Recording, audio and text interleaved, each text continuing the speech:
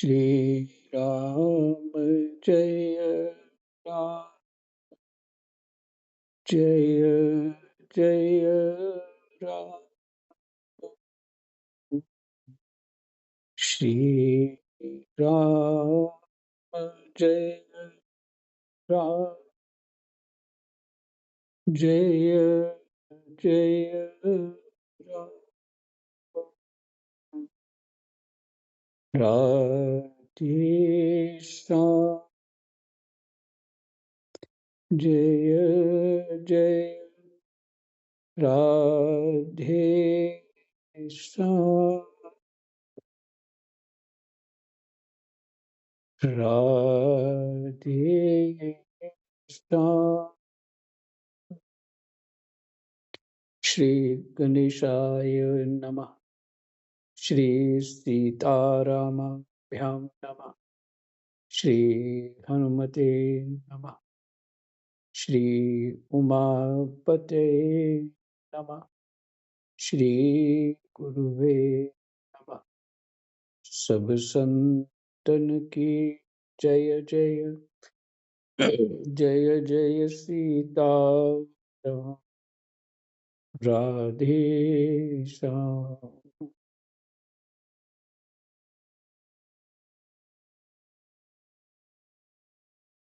श्रीमद्भागवत महापुराण तृतीय स्कंद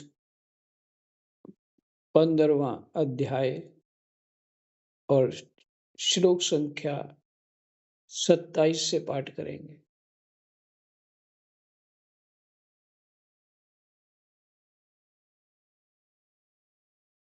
ब्रह्मा जी देवताओं को सुना रहे।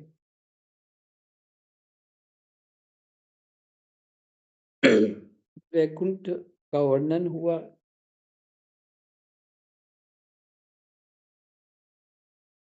और लक्ष्मी जी की महिमा का भी वर्णन हुआ।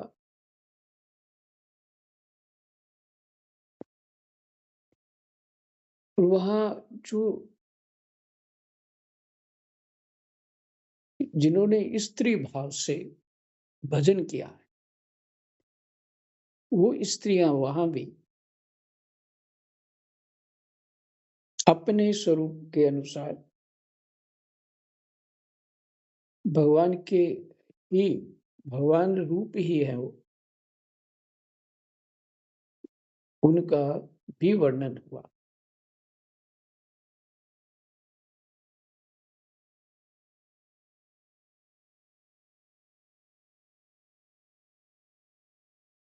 एक श्लोक जो है 23वां श्लोक, जिसमें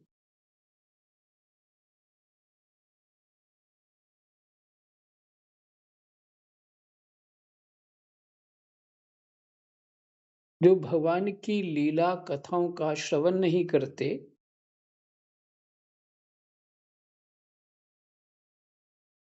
वो संसार की जो बातें हैं, जो पाप रूप हैं, संसारी काम संबंधी बातें,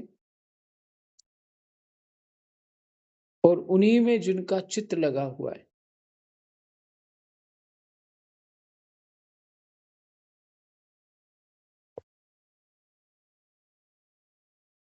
वो अभागे हैं। और जो भगवान की पापा पहारणी लीला कथाओं को सुनते रहते हैं, वो लोग धन्य हैं।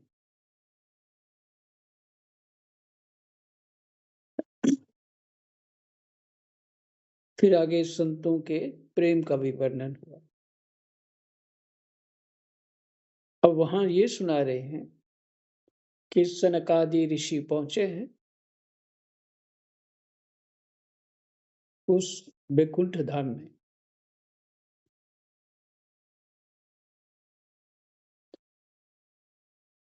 ब्रह्मा जी कहते हैं, भगवत दर्शन की लालसा से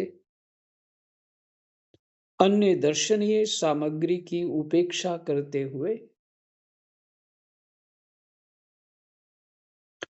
बैकुंठ धाम की 6 ड्योढ़ियां पार करके जब वे 7वीं पर पहुंचे,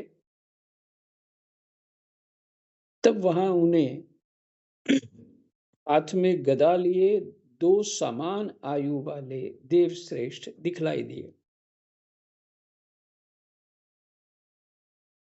जो बाजूबंद, कुंडल और किरीट आदि अनेकों अमूल्य आभूषणों से अलंकृत थे।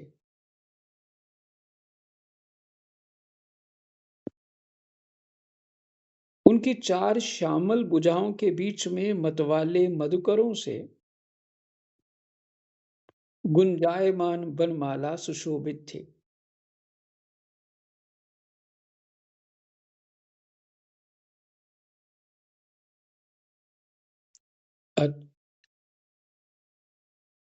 फिर से पढ़ लेते हैं। भगवत दर्शन की लालसा से अन्य दर्शनीय सामग्री की उपेक्षा करते हुए, भगवत दर्शन की लालसा से भगवान की दर्शन की लालसा से अन्य दर्शनीय सामग्री की उपेक्षा करते हुए, अन्य सामग्री जो और लोग हैं वहां और सुंदरता है वहां जो अद्भुत है, उसकी तरफ उनको ध्यान नहीं। सनकादि ऋषियों को बैकुंठ धाम की 6 ड्योढ़ियां पार करके जब वे 7वीं पर पहुंचे,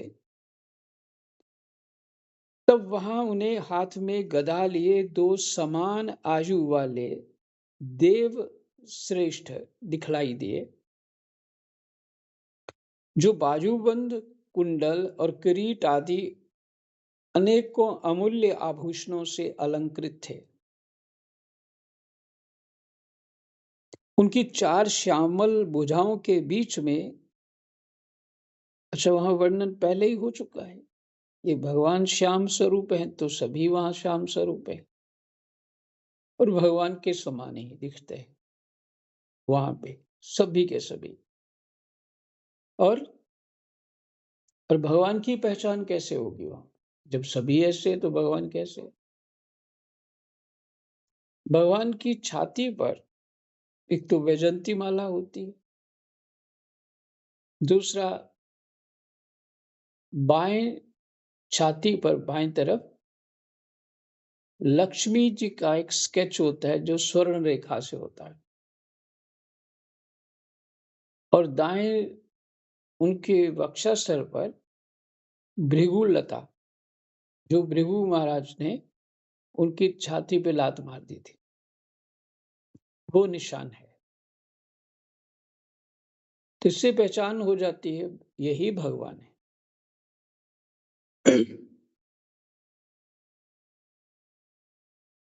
इसलिए वो कह रहे हैं उनकी 4 श्यामल भुजाओं के बीच में, ये 4 फिर से म्यूट हो गया। अच्छा पता नहीं क्या हो रहा है, कोई कर रहा होगा क्योंकि दूसरे भी कर सकते हैं। वो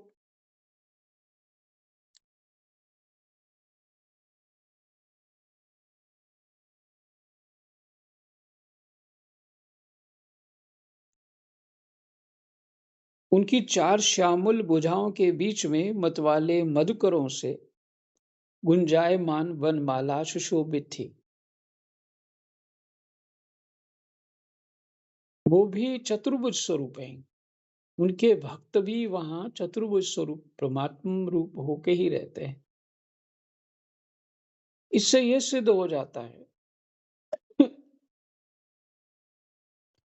कि भगवान का भजन करते करते जीव भगवान रूप हो जाता है।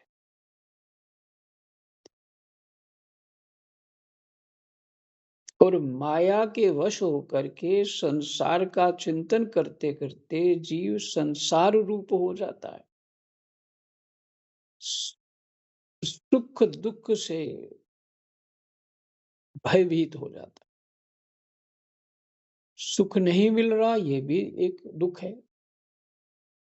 और जो दुख है पहले से किसी और चीज का, वो जा नहीं रहा, ये भी एक दुख है। तो अक्रांत हो जाता है। इसलिए जब जीव को ये सत्संग के द्वारा समझ में आ जाती है, तो वो केवल परमात्म भजन ही करता है, भगवान का भजन ही करता है।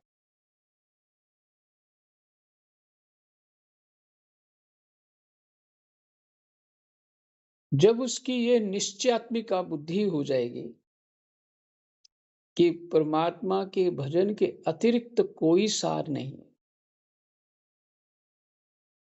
और सार कैसा नहीं है कि स्वप्नवत है संसार और मैं सपने में डर रहा,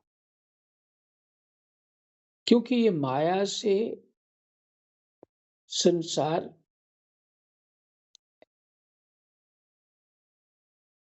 प्रकट हुआ है। दूसरा ब्रह्मा जी कहते हैं अज्ञान से प्रकट हुआ, वही तो माया है। अज्ञान ही तो माया है।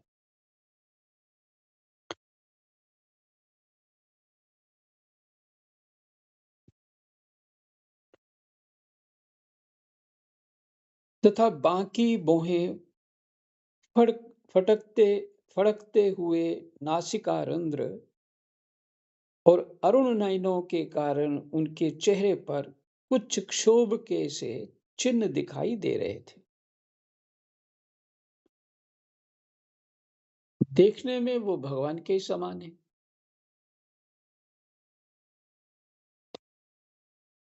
पर उनकी स्थिति क्या है?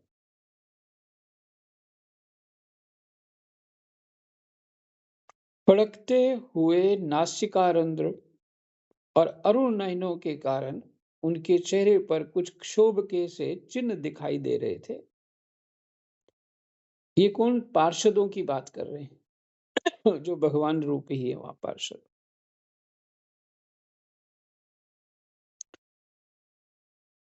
उनके इस प्रकार देखते रहने पर भी वे मुनिगण उनसे बिना कुछ पूछताछ किए जैसे स्वर्ण और वज्रमय किवाड़ों से युक्त पहली 6 ड्योढ़ियां लांग कर आए थे, उसी प्रकार उनके द्वार में भी घुस गए। उनकी दृष्टि तो सर्वत्र समान थी। जो सनकादि ऋषि हैं, और है भी उनका स्वरूप 5 साल बच्चे की तरह, सब नंग धड़ंग रहते हैं, दौड़ते हैं जहां भी जाना है। यहाँ ये ऋषि शंकर जी के बड़े भाई हैं। ये 4 है।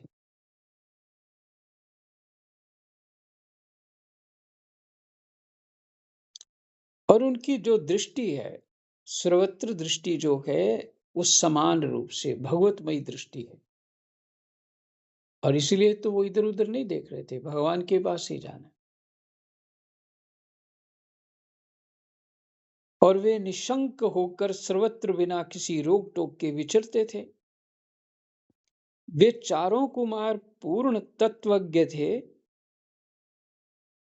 तत्वज्ञ मैंने उस परमात्मा को जानते थे, तथा ब्रह्मा की सृष्टि में आयु में सबसे बड़े होने पर भी देखने में 5 वर्ष के बालकों से जान पड़ते थे, और दिगंबर वृत्ति से माने नंग धड़ंग रहते थे। इसी को कहते हैं दिगंबर वृत्ति। दिगंबर हो गया कि क्यों कहते हैं दिगंबर? दिशा ही जिनका वस्त्र है, दिशाएं ही जिनका वस्त्र है, इसलिए उन नंग धड़ंग लोगों को, जो जैसे सुखदेव जी हो गए, ऐसे और भी बहुत महात्मा हो, उसी तरह से सनकादि ऋषि,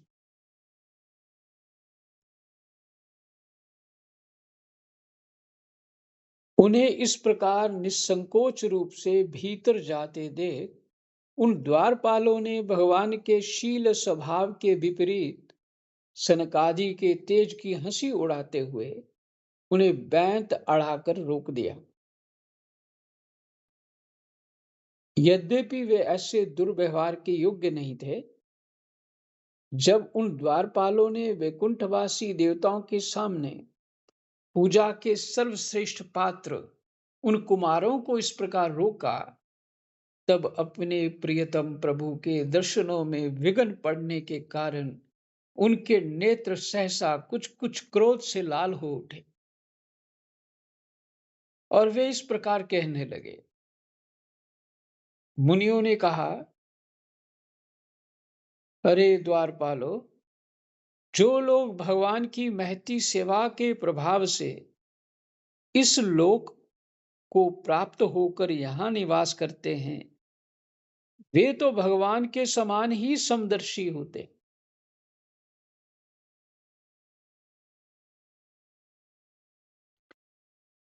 तुम दोनों भी उन्हीं में से हो, किंतु तुम्हारे स्वभाव में ये विषमता क्यों है?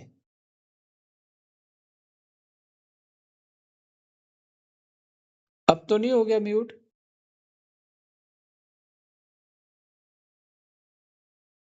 ठीक है। अब यहां ये विचार है कि जब सभी भगवत स्वरूप होके रहते हैं, कोई ऐसा नहीं है कि जो वहां द्वारपाल की सेवा कर रहे हैं वो भी भगवान ही हैं, क्योंकि सब भगवत स्वरूप होके रहते हैं। इसका तात्पर्य क्या है? समदृष्टि उनमें होनी चाहिए थी।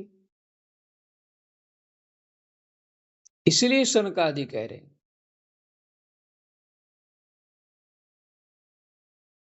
वे तो भगवान के समान ही समदर्शी होते हैं।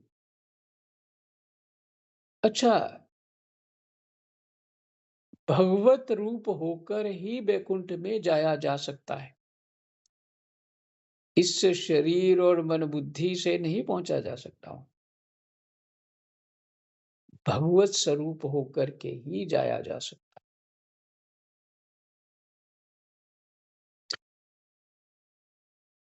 तो भगवान स्वरूप ही है वो। सनकादि कहते हैं, तुम दोनों भी उन्हीं में से हो, तुम भी तो समदर्शी हो, किंतु तुम्हारे स्वभाव में ये विषमता क्यों है? समानता होनी चाहिए, पर विषमता है। समानता का अपोजिट विषमता है, कम ज्यादा। और समानता तो आप समान ही मानिए। भगवान तो परम शांत स्वरूप हैं, उनका किसी से विरोध भी नहीं है। फिर यहां ऐसा कौन है जिस पर शंका की जा सके? तुम स्वयं कपटी हो, इसी से अपने ही समान दूसरों पर शंका करते हो। ये है बात जो समझने वाली है। जीव जैसा होता है वैसा ही जगत दिखता है। ज्ञानी को परमात्मामय दिखता है,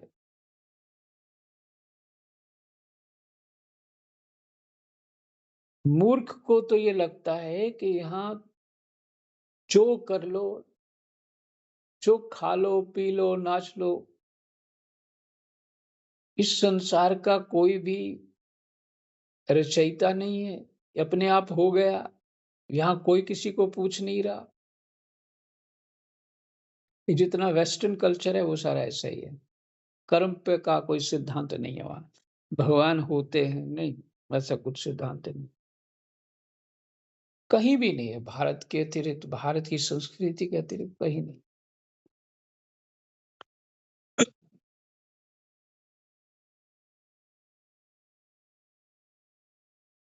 तो कह रहे हैं, तुम्हें तुम स्वयं कपटी हो, इसी से अपने ही समान दूसरों पर शंका करते। और सच बात भी यही है, कोई वो आक्षेप नहीं कर रहे, होता ही यही है। बिना अंदर दोष लाए बिना दूसरे का दोष देख ही नहीं सकते। कोई छोटा बालक किसी का दोष देखता है क्या? जो उसको आकर्षित कर लेता है बस वो उसका हो जाता है। दोष वोष गुण गुण दोष तो देखता ही नहीं। ये विवेक ही नहीं उसको। तो इसी तरह साधक भी होता है।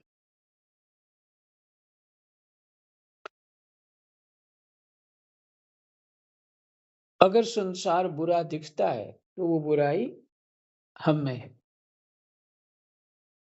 बुरा जो देखन में चला बुरा न मिलया कोई, जो मन खोजया आपना मुझसे बुरा ना कोई।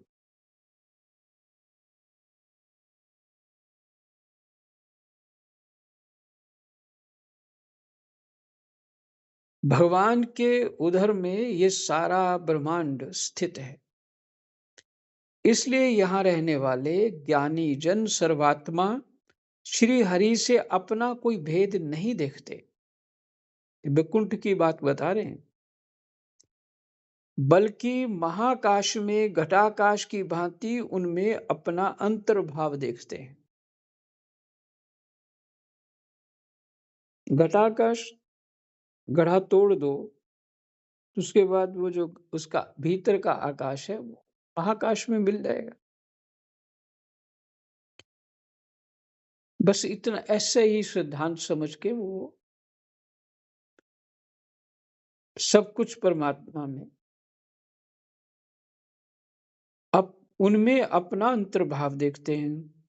तुम तो देव रूपधारी हो, फिर भी तुम्हें ऐसा क्या दिखाई देता है जिससे तुमने भगवान के साथ कुछ भेदभाव के कारण होने वाले भय की कल्पना कर ली।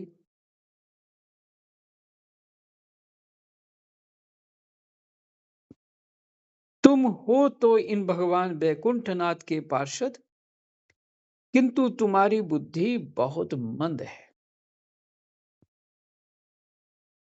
अतएव तुम्हारा कल्याण करने के लिए हम तुम्हारे अपराध के योग्य दंड का विचार करते हैं। तुम अपनी भेद बुद्धि के दोष से इस बैकुंठ लोक से निकलकर उन पापमयी योनियों में जाओ जहां काम क्रोध लोभ प्राणियों के ये तीन शत्रु निवास करते हैं। वो कौन सी जगह है? यही हमारी पृथ्वी, मृत्यु लोक बोलते हैं उसको।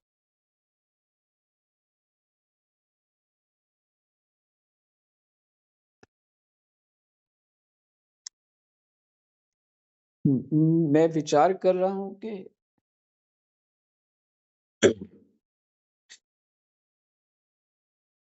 दंड दिया उनको तो फिर इसमें इसका ये अर्थ है हमारे काम क्रोध लोभ मोह अहंकार बीता नहीं, मैंने गया नहीं, तो हम दंड भोग रहे हैं। राग द्वेष में, राग द्वेष रूपी नरक में हम फंसे हुए हैं।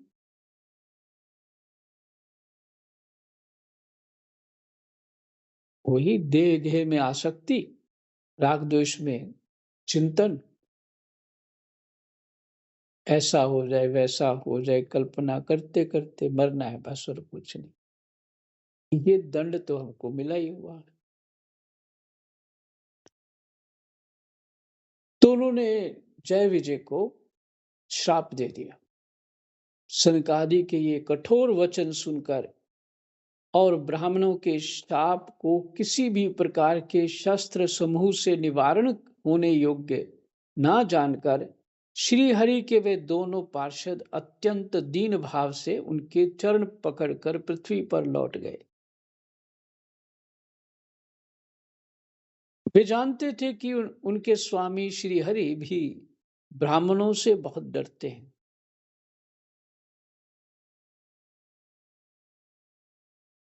इसीलिए दीति ने कहा कि ब्राह्मणों के क्रोध से या ब्राह्मणों के अपमान से मेरे संतान की मृत्यु ना हो। उनकी मृत्यु हो तो भगवान के हाथ से।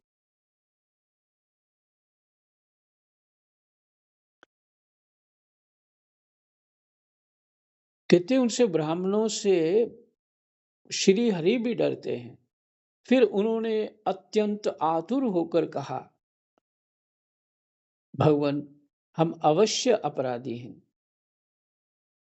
तथा आपने हमें जो दंड दिया है वह उचित ही है और वह हमें मिलना ही चाहिए। हमने भगवान का अभिप्राय ना समझकर उनकी आज्ञा का उल्लंघन किया है। इससे हमें जो पाप लगा है वह आपके दिए हुए दंड से सर्वथा धुल जाएगा। हम्म, बाबा से पहली बार सुना था मैंने ये बात। दुख भोगने से पाप कट जाता है और सुख भोगने से पुण्य कट जाता है।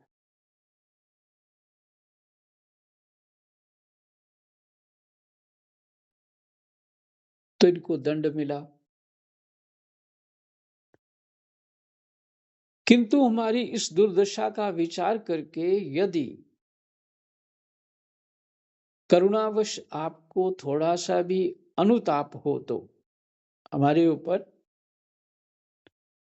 करुणा हो, थोड़ा सा भी दया हो, तो ऐसी कृपा कीजिए कि जिससे उन अधमाधम योनियों में जाने पर भी, अधमाधम योनियों में जाने पर भी हमें भगवत स्मृति को नष्ट करने वाला मोह ना प्राप्त हो।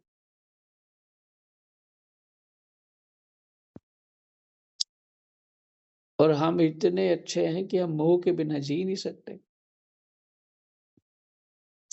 एक बार मोह हो गया, फिर अपना पराया तो विस्तार शुरू।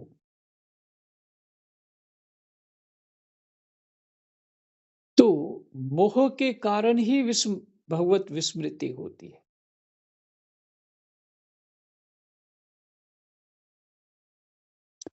और भगवत स्मृति नष्ट ना हो। बहुत ही अच्छे श्लोक हैं ये सारे।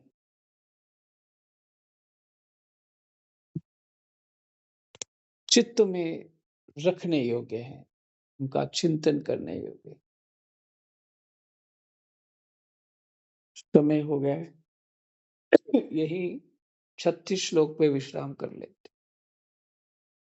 कृष्णाय वासुदेवाय हरये परमात्मने प्रणतः क्लेशनाशाय गोविन्दाय नमः। जय जय।